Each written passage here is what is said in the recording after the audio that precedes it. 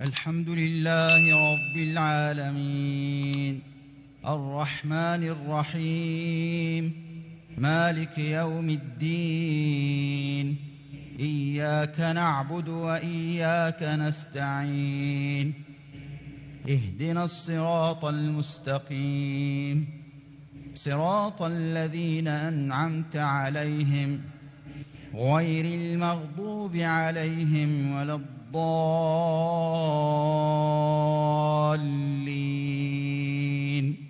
آمين.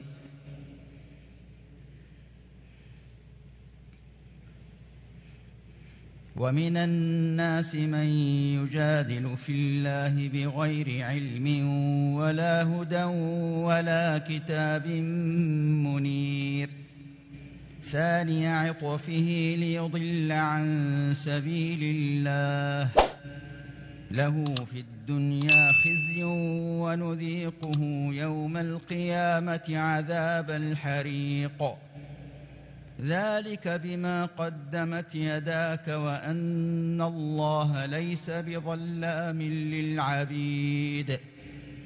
ومن الناس من يعبد الله على حرف فإن أصابه خير اطمأن به وإن أصابته فتنة انقلب على وجهه خسر الدنيا والآخرة ذلك هو الخسران المبين. يدعو من دون الله ما لا يضره وما لا ينفعه ذلك هو الضلال البعيد. يدعو لمن ضره أقرب من نفعه لبئس المولى ولبئس العشير.